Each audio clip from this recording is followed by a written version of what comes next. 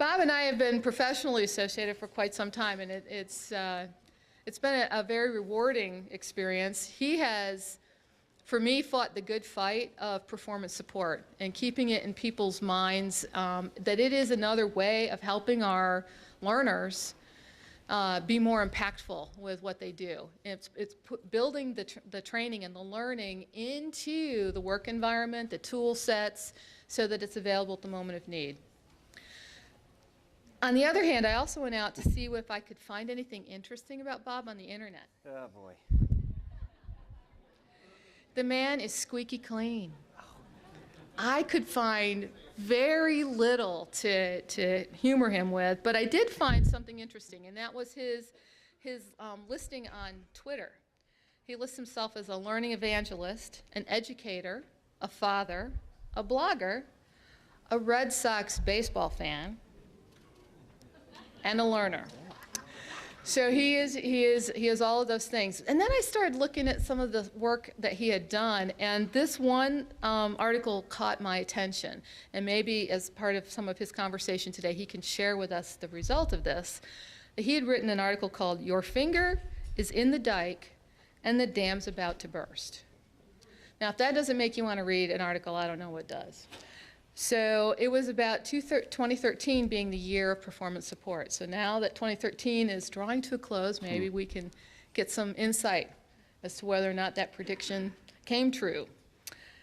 So without further ado, may I please bring to the stage Bob Mosher. Oh, thank you.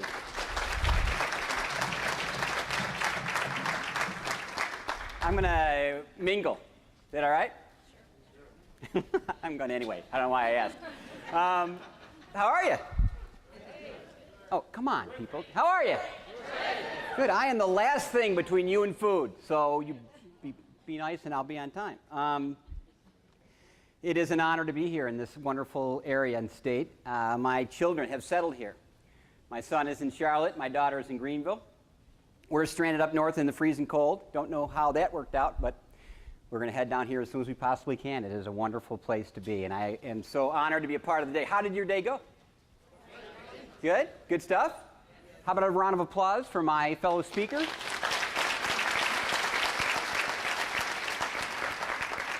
And even more so for the wonderful folks at ASTD who put this on for you. Would you please?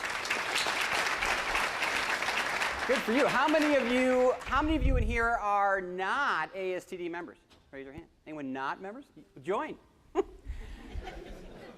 There's my pitch. I am a card-carrying member of the Rochester chapter. I'm from Rochester, New York. You guys, Right here. Just came back from Thanksgiving. Did you? Family? Yeah. Oh. I grew up in Rochester. Wegmans? We'll talk. All right, so you guys, here's the deal. You got to join. I mean, my best friend from high school, Kevin Lanahan, is a graduate of Harvard Medical School. Just a wonderful guy. He took the, what's that oath they take? HIPAA something? HIPAA, thank you, Hippocratic oath. And one time, when I was back in my teaching days, this is my 30th year at this, I started doing this 30 years ago, September 9th, when I walked into a third grade classroom in Warsaw, New York to begin my journey into education. Here I stand before you 30 years later, and Kevin was in med school, I was in education, and he said, here's my problem with you teacher people, you don't ever have to stay current. What do you mean by that? He goes, you don't have, he goes, you don't have to. He goes, I take this whole oath thing so that when I get up here and do what I do, you don't come into my office and I put leeches all over you. Right? I keep current on the most current stuff, and you training people don't, there's nothing that makes you. And I think that's wrong. Guys, and I was angry with him, as you might suspect. Maybe some of you are right now. I can see your faces from up here. But you guys, the point is he had a really good point. You know, and I find in our business that the cobbler's children have no clothes, have no shoes, right? I almost said clothes, have no shoes. Whole different keynote. But so my point, you guys in here, join an association, get into ASTD, study what we do. I mean, I know we're busy, honestly. I know we have a lot at this, but we owe it to those whom we serve to be current at this, right? To be the best at it. So I would highly recommend looking into the chapter or other things so that we can remain filled and current and energized and excited about what we do. All right, so do that. Is that okay? Good? All right. So here's the deal, folks. Performance support. Are we missing a huge opportunity? I would rather say we are missing the opportunity. How many of you listened to Dave's talk earlier at lunch? How many of you were at lunch? Most of you, I'm guessing. Is Dave here? Still? I want to thank him for helping me feel better about my son's pharmacy degree. What was that? But, you know, we live, guys, I've been at this for 30 years, and I would dare to say we live in see if you agree who've been at this a while. I think we live in the most challenging time that I have ever been involved in education. I would also say, as I know Ms. Doyle would, that I think we face the greatest opportunity we have ever had to be impactful at organizations. Do you agree? You know, here's why, you guys. I travel around the world with this and talk to you folks and work with organizations. What I find is our feet are being held to the fire like they have never been before. Who remembers the days of training budgets? Raise your hand. You younger people, we used to have budgets for training when we used to work at companies. These big buckets, millions of dollars. Who remembers corporate universities? Oh, you guys remember these things, right? We had this, we had money, right? But those days in many cases are kind of gone. And this whole ROI thing, have you ever heard of the acronym? Has reared its ugly head at us in ways that in my 30 years, I'd never been held accountable before. In the old days, I could go in and say this. I had this many people on my LMS last year. I had this many folks through my classrooms, and I used this much money to do it. And it's sort of like salt in the Northeast. If you use your, quota up, you get the same the next year. That's salt on the roads, by the way. You folks may not know what that means down here. But, and that was kind of the world we were in because, it was kind of like, I don't know if you know this great lady, but there's a woman named Gloria Geary. Do you know of her?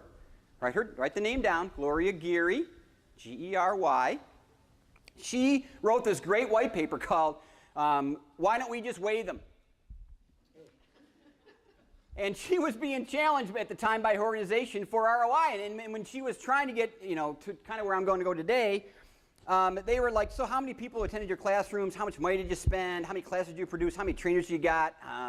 How many people were in the and to her credit as the learning professional in the room and at the table, she said, I don't want to talk about that stuff. That means nothing. And they're like, oh, no, it does. It helps validate your program. And she goes, okay, I have an idea. Next year, let's just weigh them. And they were like, excuse me? She said, here's what we do. We'll weigh every student. We'll put a big cow scale in front of every class. When people walk in, we'll let them stand on it. They can walk into class and leave. We'll weigh them pre and post, and we'll do a pound per employee for how much training we've done each year. And they were like, she said, well, you know what? That's the exact same issue as how many people attended my LMS or took my classes last year. It has nothing to do with their ability to perform. Zip to do with their. Now, is it impactful? Does it help? Absolutely, you guys. I'm not saying it doesn't. But as a metric for ROI, a lot of CFOs I know would argue that there's a correlation there, right? So, you guys, I think this is where we should. This is a huge opportunity for this. I've been at it for the last 7 years. This is all I do. Now. Right, I don't do classrooms anymore. I don't do e-learning anymore. I did all that stuff. I don't anymore. This is all I worry about because as far as I'm concerned, this has been the 800-pound gorilla in the room that we have ignored for way too long. Let me ask you a question. You excited about getting out of here? Teresa's like, no, I'm hanging for the food. Yeah, all right, good. What is your biggest concern right now, or should be your biggest concern as having just finished this day? What? Did you learn anything? Frankly, I don't care if you did. I don't think that's your biggest concern. What's in the Eugenia said, what's in the inbox, which is another whole other thing. What else, though? Can I use this? How many of you are concerned at all about applying anything you've heard today? Raise your hand. How many of you have a systemic, robust way in which you're going to go back and do that? Yeah, see, a couple fewer hands. All right, you guys, and by the way, I don't mean a lunch and learn. Sorry if that's what you're thinking. It's not what I'm talking about, or a report to your boss. That is not where we're going with this. That's did you attend? That's what did you learn, which, by the way, I love. But folks, a real dear friend of mine who's in the business world not learning once told me, you know what, Bob, knowing is not doing. And frankly, I don't want to pay for knowing. I will pay you for doing. I will not pay you for knowing. You ever know those people who know a lot can't do things? Oh my gosh, yeah, okay. So guys, that's where we're kind of going. So here's what I'm driven by now. My job and my professional purpose is to enable and empower effective performance in every learner I meet. I do not care what you learn. All I care is what you can do. Now, I know that learning is doing. I get it, you guys. And by the way, sometimes I get blasted because people say, well, Bob, you hate classrooms. No, stop. No. I will say throughout my hour that, guys, I love the classroom. I think it's spectacular. I have two issues with it. Number one, I think we do it poorly. We use it very poorly for an incredibly powerful tool that it could be. And secondly, I think we have positioned it to fail in most organizations because it's, in many companies and organizations, it stands alone. It's what we got. It's our tool of our trade. And by classroom, you guys, I'm going to broaden that definition. I mean e-learning. I mean virtual instruction. I mean, because as far as I'm concerned, folks, that's event-based instruction. People go to it. It has a beginning and an ending. It fills the cup up. Right? That is the classroom of the millennium. Make sense? So don't lock yourself down to walls and bricks and that type of stuff. Right? So where I'm going to go today is, so I do love that thing. Look, we're here. I'm up in front of you. Right? So I do believe in this, but my concern is that for too long, it has been the tip of the sword for us. And I think we have been unfairly judged because of it, unfairly evaluated because of it, unfairly had budgets cut because of it. Right? So I'm going to make you, if I haven't already, make you a little uneasy in my hour and try to push you into this world that I think is where we have to go if we are to serve the folks we do and to survive in what we do. How's that? You ready? Okay. So, what's your purpose then in attending? How are you going to enable this? How are you going to empower the organizations you go back to with all that you've learned today? What's your strategy going to be? How do you change it from knowing to doing, folks? All right? And when you design your instruction, how do you do the same? So that's kind of where we're going to go. So I want to help you out by sort of walking the walk here just a bit, if you don't mind. I was doing this a while back, and someone said, Bob, well, you know, you love this performance support thing. You think it's everything. You do workshops on it and that type of stuff. So you obviously then, for me, being an L&D person, you obviously have performance support on this. No, and nothing. So I went back and said, that's probably not appropriate. And and a colleague of mine, Dr. Conrad Gottfredson, 7 years ago, started an online performance support community that is for us to do this better in. It is performance support on performance support. 2,500 members worldwide, 22 different countries, pretty much every vertical you can imagine. It is free of charge, but it is invitation only. Because we want to keep it a vendor-free environment. No offense to vendors, please. By the way, I'm not going there. We need it to be a safe place where we can have conversations and talk about this stuff without being sold to. Is that fair? And guys, I'm a vendor. I mean, I work for a company that does this, so I get that. But I also think we as L&D folks need a place with which we can talk. So if you'd like to be a part, email me, and I will invite you in. See my email up there? It's optional. You don't have to. But if you have folks you represent at home and they want to get on, have them email me. As long as you've heard me talk or have heard this before, you're welcome in. Secondly, the slides are on the event website. Or will be, excuse me. So, will be. So don't worry so much about note-taking and that kind of stuff as far as drawing the slides and that type of deal. You will get them as a part of your takeaway. Fair? Okay. So, agenda. P.S. Why should you care? Why am I so hot on this thing? Why do I think it's the end-all? Which I honestly do.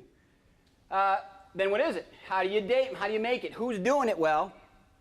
And so what about the classroom then? What about this thing I just said is so poorly positioned and unfairly measured? How does it impact that then? Because here's the interesting thing, you guys. The journey to performance support starts there. How's that?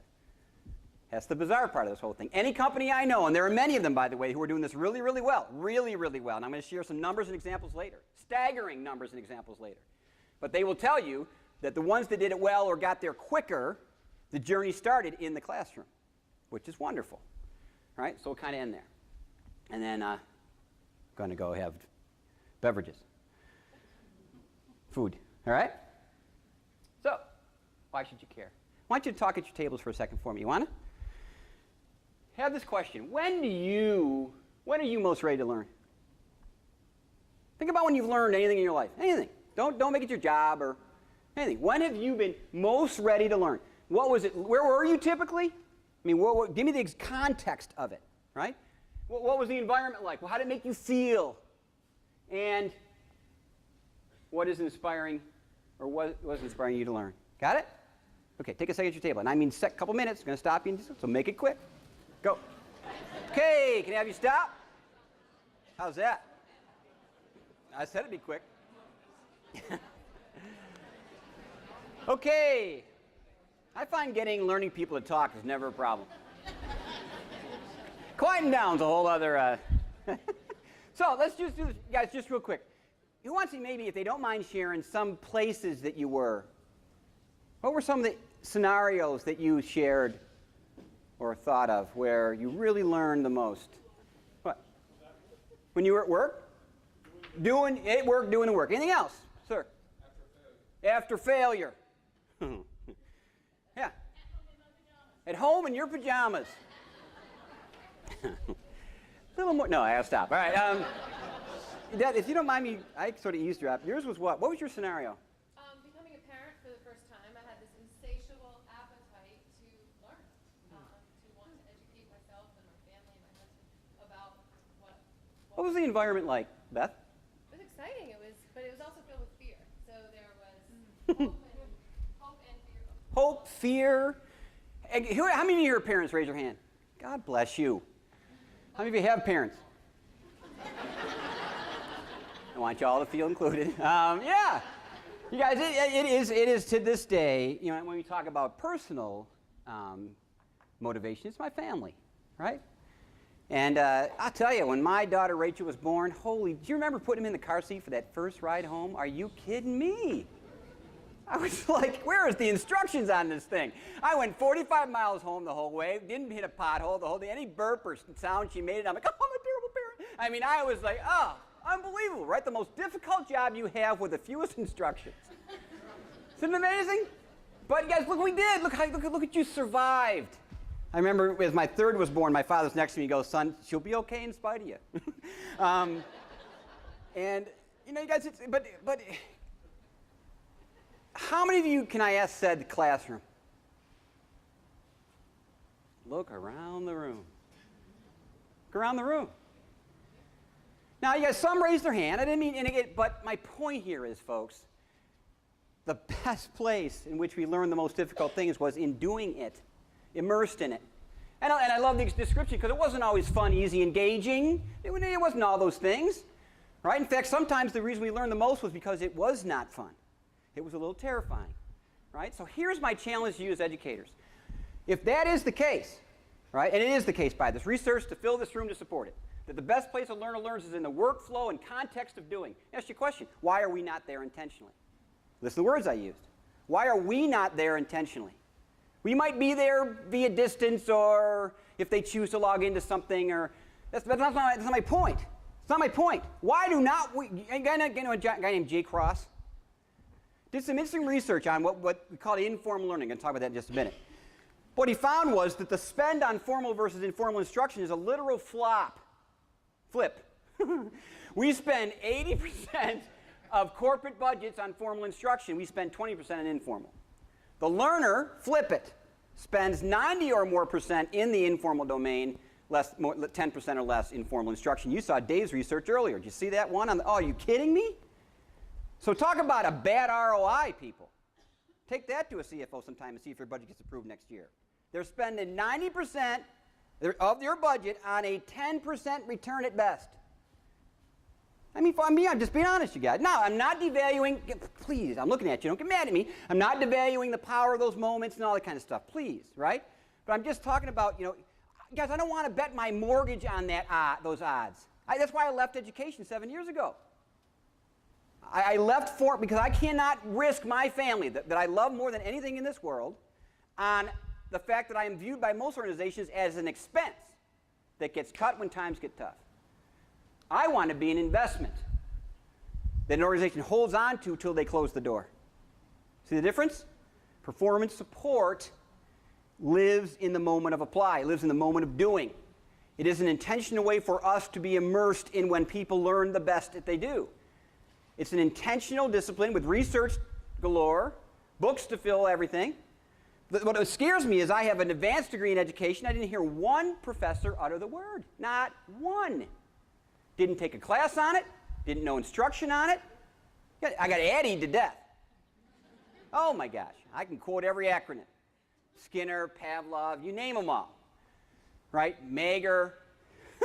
Guys, I can do all that stuff. But folks, that's the 10%, frankly. It's not the 90, right? So here's where I want to go, guys. I think we need to invest more here. Let's talk about a quick story, if you don't mind. How many of you ever been to a summer camp?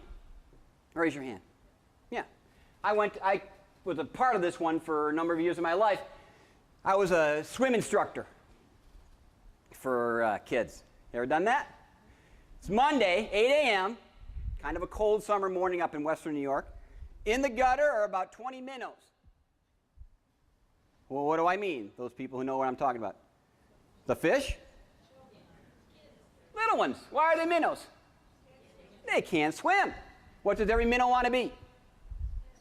A shark. Yeah, every minnow wants to be a shark. They're in the deep end, swimming by themselves without those floaty things on their arms. Right? Right? So here I am, it's first day, day one. I'm with a very gifted instructor next to me who've done instruction in swimming way more than I am. I'm 16 years old, first year camp.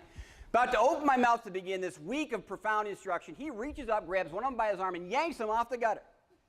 Kid flails out in the water, lets go, comes up, spit in water, arms are flailing. Every minnow in that gutter is as far from the pool as they possibly can be.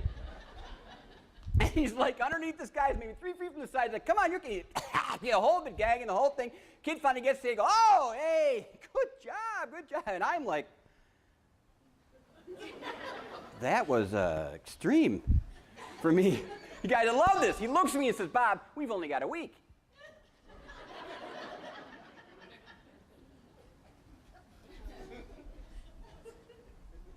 That is a gifted instructor. What was I going to do? Oh, they weren't getting in the pool for a day or two. They're going to watch me, a little e-learning back at the cabin. They're going to do a little, maybe some role playing. We'll have them do some, we'll get a good swimmer to swim ahead of them, do some modeling, maybe a little coaching, mentoring, all that cool stuff. Because I wanted them, to get their guppy card at the fire on Friday night. That's what minnows want, right? What did my colleague want them to do? Not drown. He lost a child a year earlier, drowned in his pool after he left camp. Why? Because he'd been taught to swim. Went home, jumped off the side, couldn't. Sobering, isn't it? But what he learned, folks, was it is not about the card. You don't know if those kids will ever come back for another swimming lessons, nor did he ever. This could be their only week they learn it. So what was his goal by Friday? That a child not drown when they jumped into a pool. So here's my question to you, folks. Are you into swimming lessons or helping people not drown? When you build your learning strategies, is it about the card, the award at the fire, the certification, the checking the whatever? Or is it about your organization and the people whom you serve who may never see you again not drowning? Right? Performance support, you guys. And listen to this great quote from a really terrific learning leader. Anyone know Disney? Raise your hand. Go there without your kids. It's a great place to just hang out if you're adults. It's pretty good for kids, too. But the director of the Disney University, Jan Lam, who has since moved on to open up the Shanghai Park in a couple years when they're opening up their next park, she said these words once. She said, look, I will never, what if I taught learners only through the real support resources they have back on their job?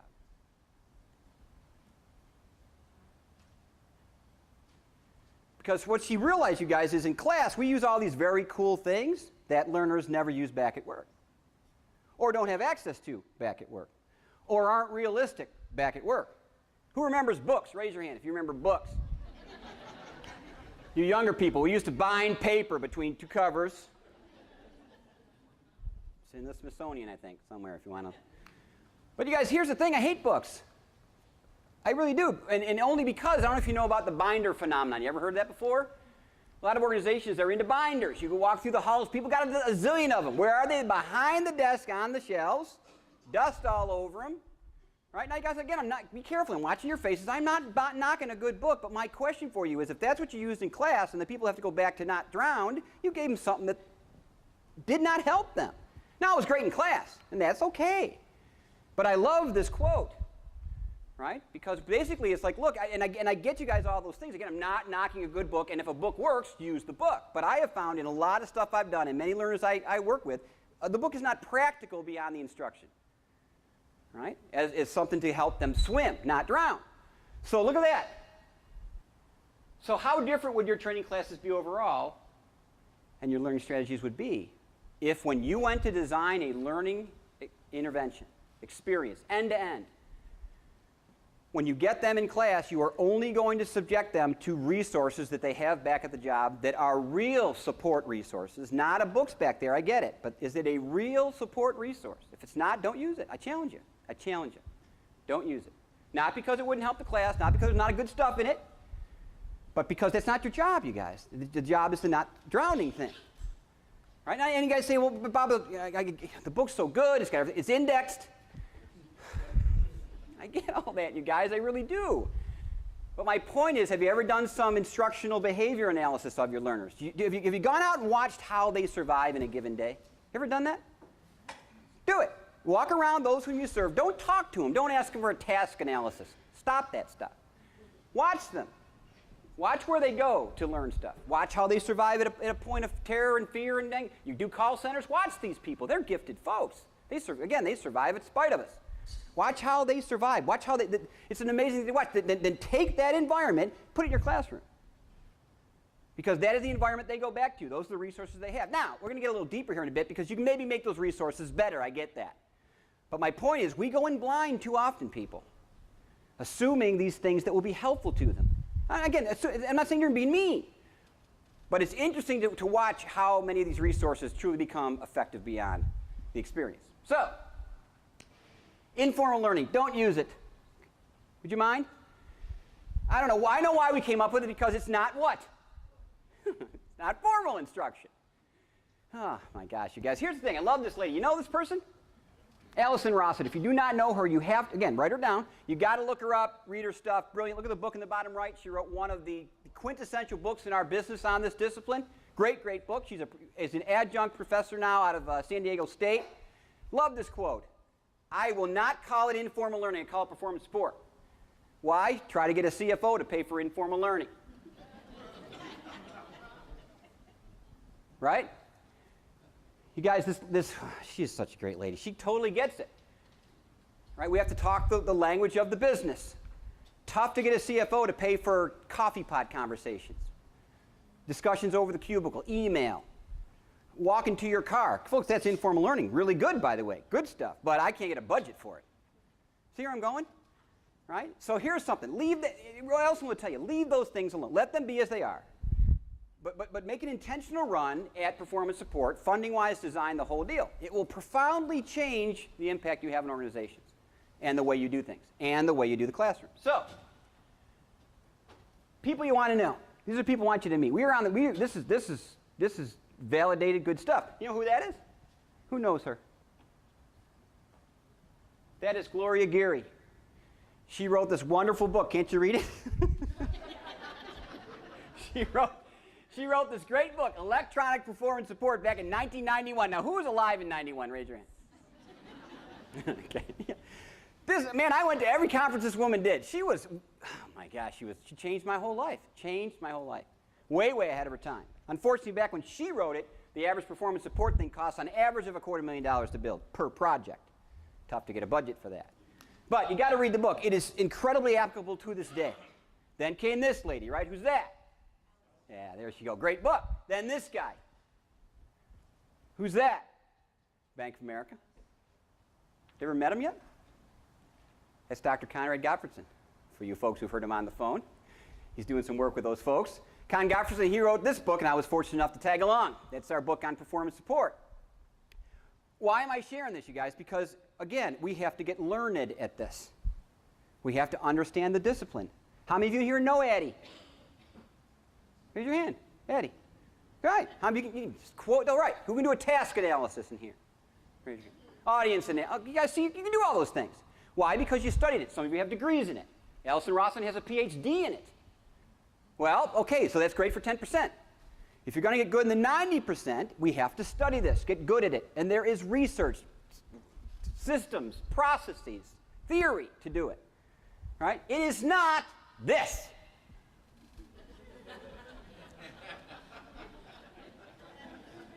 All the young people are going, why is that funny?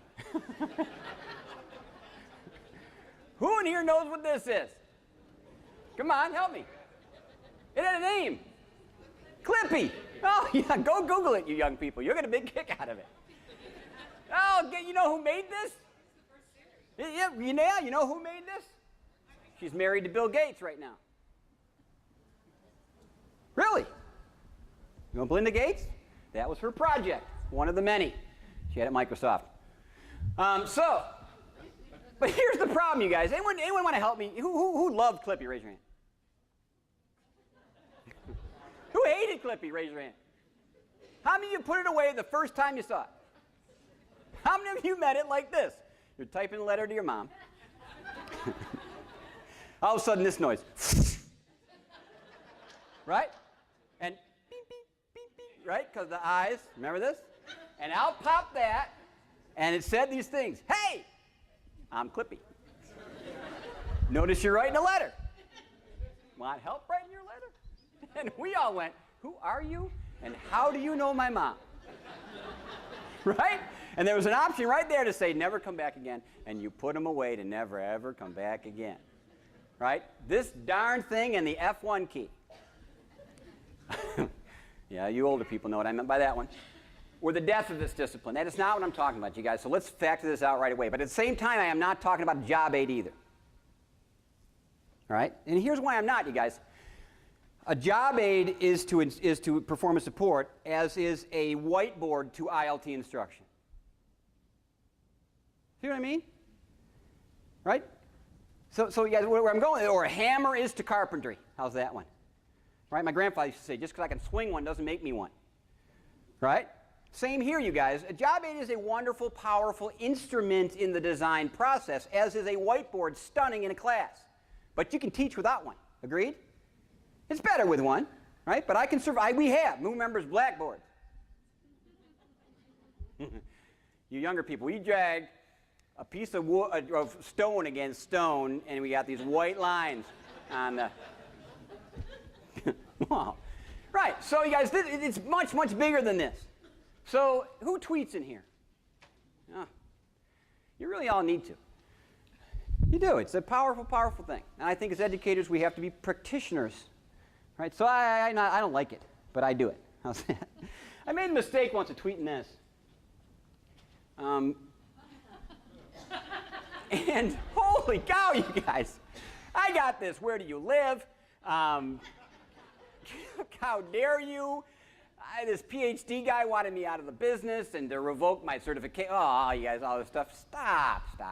What do you think I meant by this? What do you think I meant by this? Yeah, you guys, it's the tool of our trade. It's not what we do, right? And so here's my thing I want you to be comfortable with. Look at this. Your learner is on a 3-part journey. They have to know stuff. See the orange there, right? And then look. See, training. If we do it well, we take people from somewhere to some place. We hope, right? Maybe not to the top, but we get them there. Look at the next two things. They have to then become competent on the job with what they then mastered. And more importantly, look at the third thing. How many of you have an unlimited budget, unlimited resources, tons of time to train, and live in a world that never changes? Okay, yeah. Right? Now, this whole idea about continuous improvement, keeping up. Who remembers the learning organization? Right? Remember that whole deal? The whole idea of that book, if you read it, is not that we do what we do, it's that learners become the evolving ecosystem. They become the learner. They own it and do it without our help. Right? Here's the problem, you guys. In most companies I go to, that whole time to competency thing, that is how we are graded. Not by how many you teach or who attends. Time to competency means when they can apply. Too often this happens. Who knows that stuff? The death spiral of instruction. Right? Tons of research to support this. You won't know my name by tomorrow based on most research, let alone half what I told you. Honestly, that Bob guy, yeah, what did he do? Black sweater, liked it. I mean, that may be about it. Honestly. Right? Here's the problem. When they're trying to transfer in too many companies, here's what I do, you guys. When I go into companies to do some analysis of this stuff, one of my favorite questions is to this. Show me your classroom. Show me your training. Holy cow. I get days of, I get tours. I see LMSs. I walk into classrooms. I see the greatest technology, smart boards. Stunning stuff. Show me your performance support now. Well, we laminate these. When people leave class, they get these. Did you notice the difference in the answer to the question? When they are about to enter, not drowning, they are so ill-prepared. Now, they know stuff, but they are so ill-prepared to perform. It's unbelievable. And so they try. See the lighter green in the question mark? They do what they can to make it. And then even worse, look at that. Look at that. Transfer and sustain, you guys. Can I just rock your world? You are not in the knowledge business. You're in the sustainment business. You are in the sustainment business. If you are not, you are out of business. You are obsolete, useless to your company, taking up a lot of air, room, and money. This is where the mad part usually comes. But again, I'm just trying to make my point. I do not want to, in the world we live in today, hook my wagon to that red thing. I won't do it anymore. I've seen too many good people, good organizations, good learning organizations just dissolved in a click of a spreadsheet because they are only known to their company by the red part there. I want to be known by that sustainment thing. Now, look at the chart. I am not saying you don't do that. Remember, this is an evolutionary thing, folks. You don't take one to get the other. But the point is, we need to be out to the right. In fact, when I once showed this, I love this. I'm showing it to a C-level group in an audience in a large organization. We got all of them in there, the C-suite folks. The CLO invited me in. I get to this point, I'm about to click my thing next, and the CEO stops and he goes, wait, I want to talk to you about something. This is great. You learning people.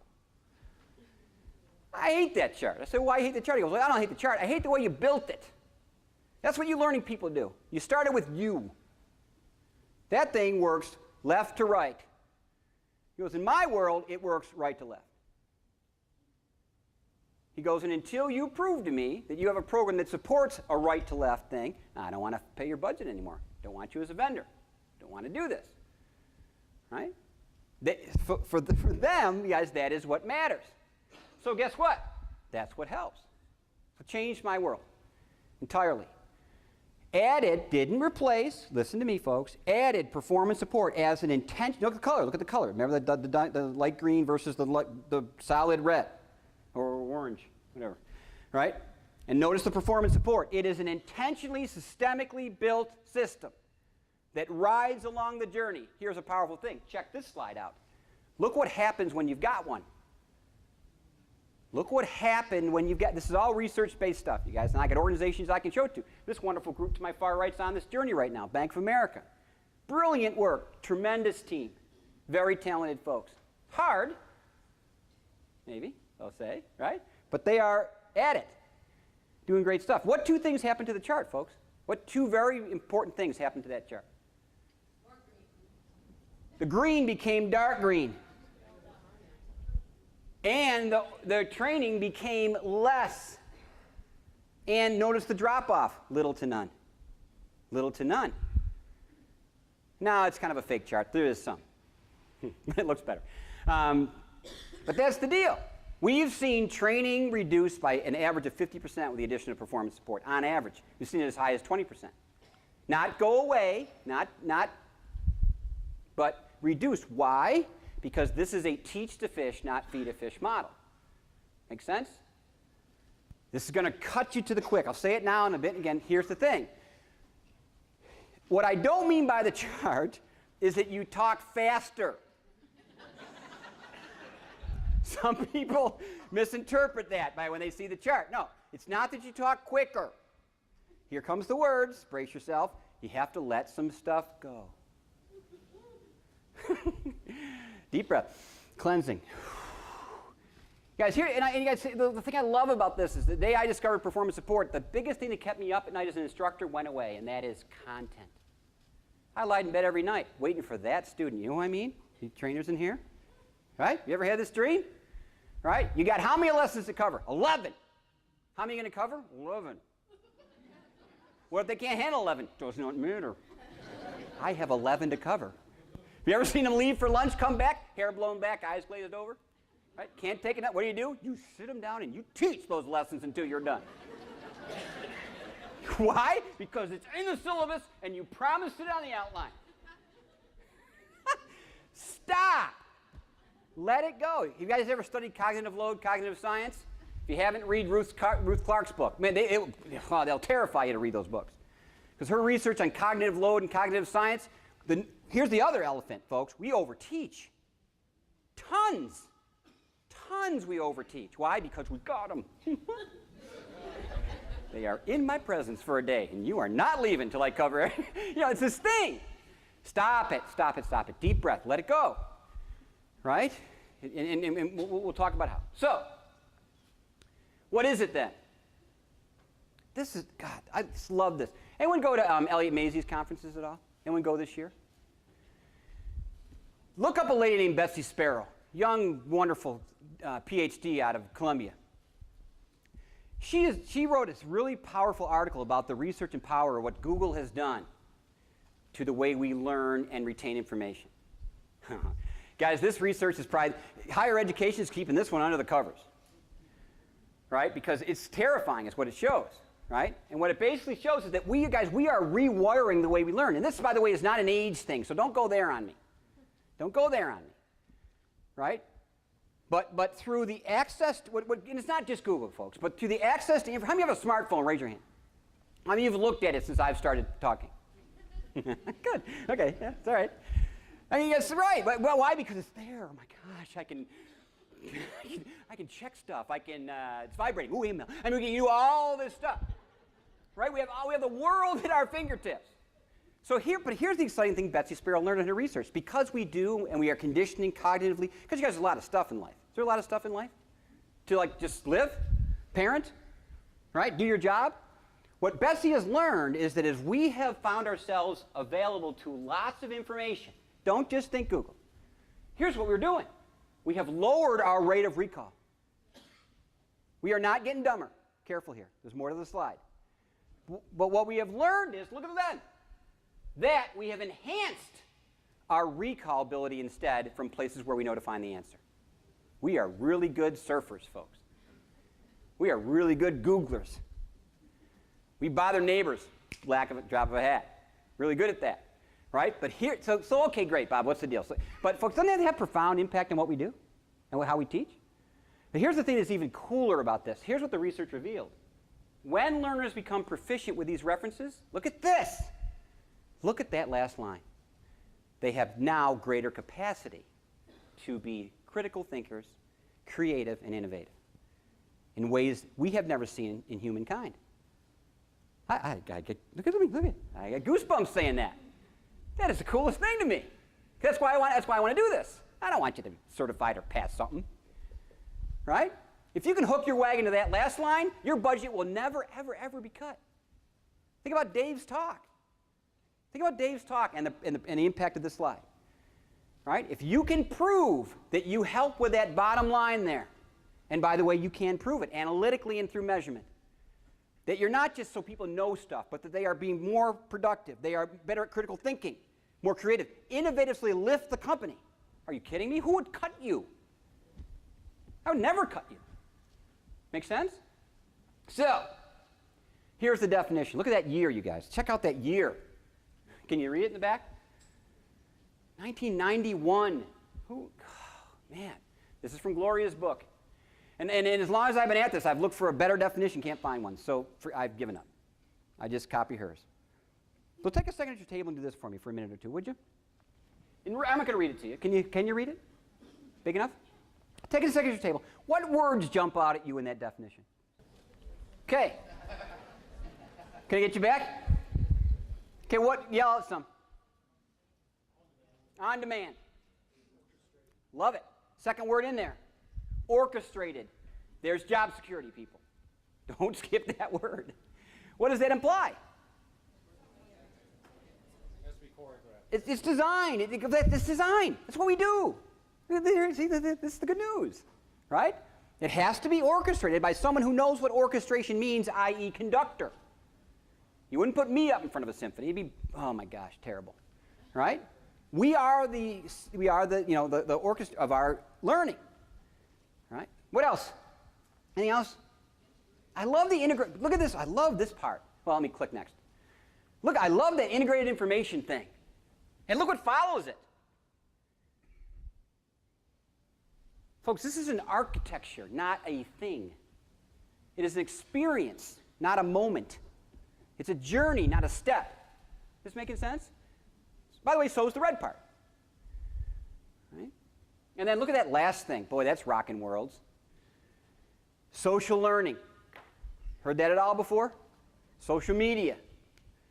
The CLO panel was asked it this morning. A little nervous about that world, to be honest with you.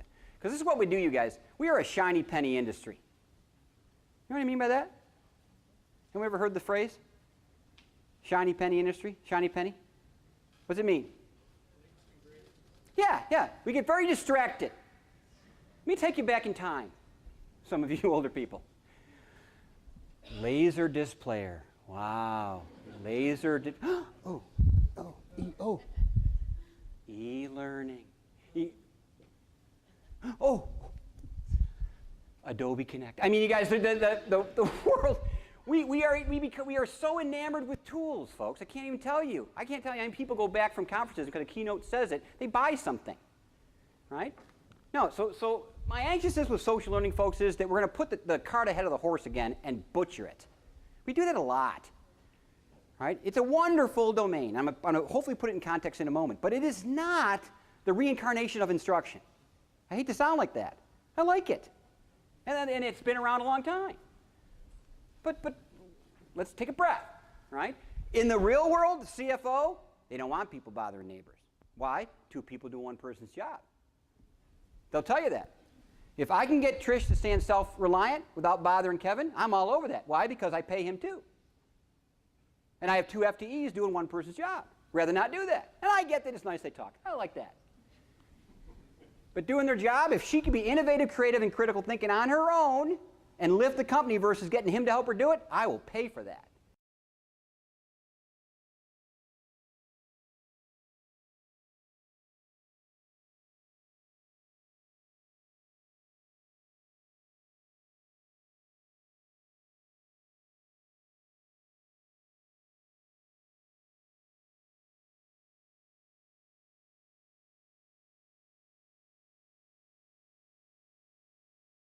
See the difference, you guys? Now, will there still be coaching, mentoring? Absolutely. I'm not knocking that. But look at what, back in 91, folks, think about the time. Right? So, how do we do it then? 5 moments of need. Who's heard this before? Some of you. I apologize for putting you through it again, but I cannot ever do a presentation without the slide. It changed my life. It's by a gentleman named Dr. Conrad Gottfredson from Brigham Young University. Brilliant stuff. He brought this to me at a time in my life when I was helping Microsoft. I was a senior director of learning there at one point. Put together their blended learning strategy. Anyone ever heard of that before? Ugh. We've done it so terribly. I'll tell you why in just a minute. Right? But when I launched it, it didn't work. Had about 20% adoption. 20%, 2-0. Spent a lot of money building it. A lot of money building it. I won't tell you how much, but a lot.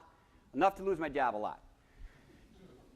20% return when we did measurement. So I brought Con in after. Smart, aren't I? Brought him in after. I said, Con, here's the deal. This isn't working. Help me. I'm in trouble. This blended thing's got to blend. And it's not. He goes, here's the problem, Bob. You're blending the wrong thing. You are blending based on content. You're not blending based on need. So what's the difference? He goes, oh, there's a huge difference.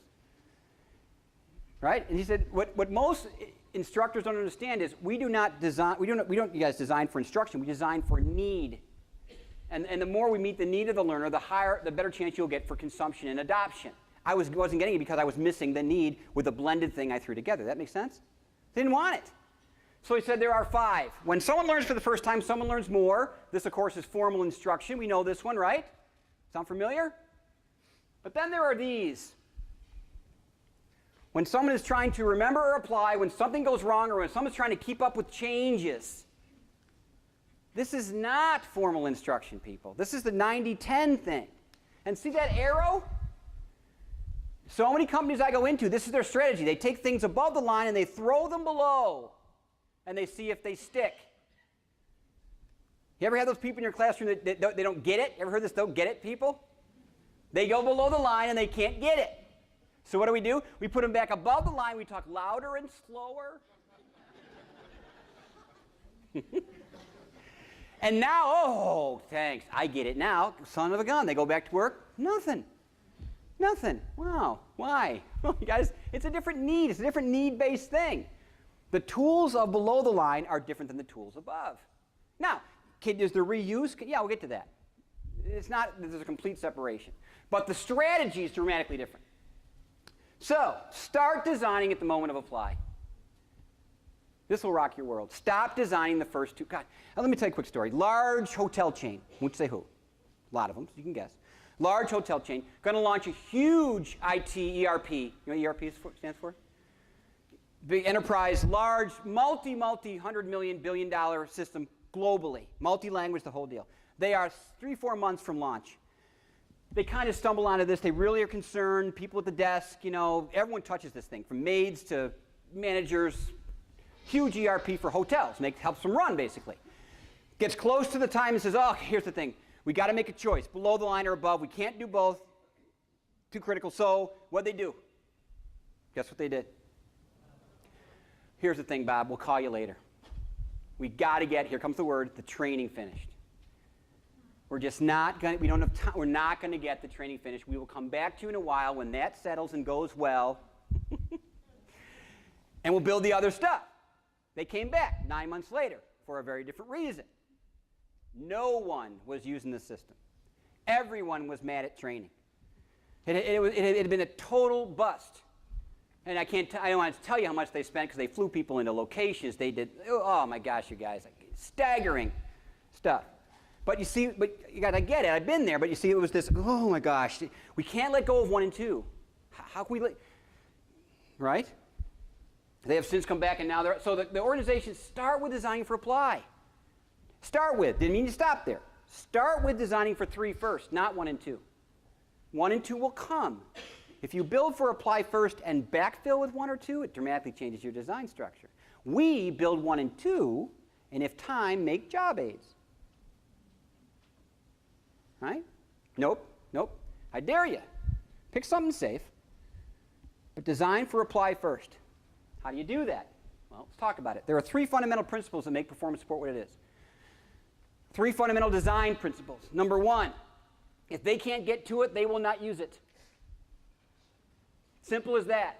Who knows what SharePoint is? Sorry about that. I was in Microsoft when they released it. Oh my gosh, you guys. I know the folks who wrote the code, they will tell you. I think SharePoint may be one of the most powerful, most misused software Microsoft ever released. Man, it could lift the world. But in most companies, they laugh like you just did when I mentioned the word. Because it has become this dumping ground of all this stuff, and I'm on 58 sites, and I don't know half these people, and I'm getting emails from them when stuff changes. I don't care. Does this sound familiar to you at all? Right? So again, don't blame the messenger here, right? But the tool is not fundamentally embedded. It's hard to get to. It's hard to, does that make sense? So fundamentally, they have to get there. Secondly, once we get them there, they have to get what they need. Here's the thing, you guys. If you got them there, guess what? You know how you got them there. Does that make sense? If I know the journey, if I built one, if you built embedded, then you know how they got there. So then why do you give them so much stuff? Stop. Why do you give them things that their manager might know? No, no. Where are they when they consume this, you guys? Where literally are they when this is consumed? They're in the middle of work. They're facing a problem. They got 5 minutes to change margins in Word. They don't want to know the history of margins and why they were built. Or that there's 9 of them. They want to know why when they drag the one on the left, the whole paragraph splits. Ever been there? That's all they want to know. It's going, but Bob, there's so much. Stop. Take that hat off. That's your 1 and 2 hat. This isn't a teachable, this isn't a fill the cup moment, folks. It's a do moment. So we know who they are, and then here's the thing. Here's the art of performance support. The first 2 are logistics. Here's the art. It is listen to these words. It is a minimalist model. Minimalist model. Not an abundance model. I can't tell you how many people fall for this trap when I see them building these for the first time, because they just can't not, why not add? Or we could point to. Or, oh, we have this great intranet site, or there's an FAQ, or there's a PDF, or there's all this stuff. That would be so, here comes the word, helpful. No, it's not helpful. It gets in the way. Check out this list. What do you think? Where'd I get it from? You people. I've been keeping it for 7 years. This is my running stuff list.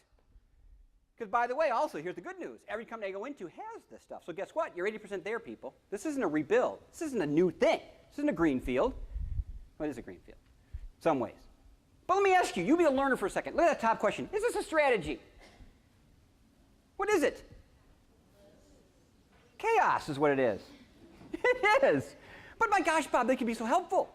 Look at all that stuff up there. They're trying to solve this business critical problem. How could I not want to give them a blog to get into? People, stop. I just want to get back to work. I don't want to get fired. Like, make sense? So, here is the architecture of performance support. This is how we build the moments 1 through 2 stuff. Right? Who knows this? Who can finish the sentence for me? In this lesson. Oh, you're good. Yes, right? That is a Magarian learning objective, if you didn't know. Robert Magyar taught you that, whether you realize it or not. Right? Because why? Well, you have to. Look there in 1 and 2. They don't know. You have to set them up. And all you guys, make sense? So we start, and then we go down to steps. Make sense? Here's the problem. When they get here, that is not helpful. This is the fundamental aha. This is why I realized e-learning in many companies has failed. Who remembers JIT? It's not. It's not. Sorry. Not to the learner, it's not. To the learner, e-learning is not just in time. It's accessible. I didn't say that. But when you tell a learner, I'm going to make something just in time for you, they lob a whole lot more baggage on that than accessibility. Relevance, effectiveness, focus. Right? No, this is the architecture that is performance support, folks. Performance support inverts the pyramid. It starts with little to go and goes deeper. In fact, here's the deeper pyramid. It's a hierarchical design model, like I said earlier, starting with minimal, typically context, task, and background knowledge. Job AD-like stuff. But then it goes way deeper. And it does enable FAQs, deeper references, all that stuff. Make sense? Okay, so I want to wrap this up with a bow thing. So guys, think about this. If you had a robust performance support thing, would it change the way you taught? If you had a robust, and I'll show you examples another time. There's a whole bunch up on the performance support site if you want to see them. But if you had a robust performance support platform, would that change the way you started the journey? Right? Remember the shrinking. Remember the red thing. Let me give you a model real quick. This is called the ramp up, ramp down model. Intent of this slide, folks, is to not drown, not necessarily teach. Did you hear that? So students will leave your class not knowing everything. It's okay. They didn't know it to begin with, even though you said it all. Really, honestly, guys, they didn't. Nor do they need half of it. It's just the way it is. Right? So here's the deal. Bottom is how long you have them, instructional time. 1 day, 2 day, 5 days, half day. That's how long they're with you. Get it? The axis on the left is the degree to which the instructor holds their hand. Get it? Hand holding at the top, none at the bottom. Make sense? The axis on the right is the degree to which the learner can support themselves. Same spectrum. Totally self-reliant at the top, have no clue at the bottom. Can it make sense? Here's the model. You ramp them out of you supporting them while you ramp them up in their ability to support themselves. It is an evolutionary handoff. Notice the crossing. Right? What do you start with? Peers. The most misused resource in a classroom. Then get them into your performance support as quick as you can. Wean them off, folks. Wean them off, because I want them surviving when they're out here. Make sense? So here's the deal, folks. Never forget. Ship in a harbor is safe, right? But unfortunately, that's not what ships are built for. Remember that catastrophe? Right? So here's the deal, you guys. Let me list some companies. Bank of America, Disney, McDonald's, Deloitte, Herman Miller, Defense Acquisition University. These sound familiar? Multi-global, multi-billion-dollar organizations. They are all, if not on this journey, really, really good at this. They've invested in moment 3, right? It can be done. Huge returns. But I will say, it's a journey getting there, right? But I will challenge you to get out of port, will you? Right? It's safe and wonderful when they're with you, and that's okay. Classroom, that's one of its greatest attributes. It's a safe place to fail. But they're going to also fail miserably back in the workflow. They're gonna, right? My question is, do you go out there with them? Not literally, but if you taught them to not drown. Appreciate your time, your patience. Hope it was helpful. Thank you.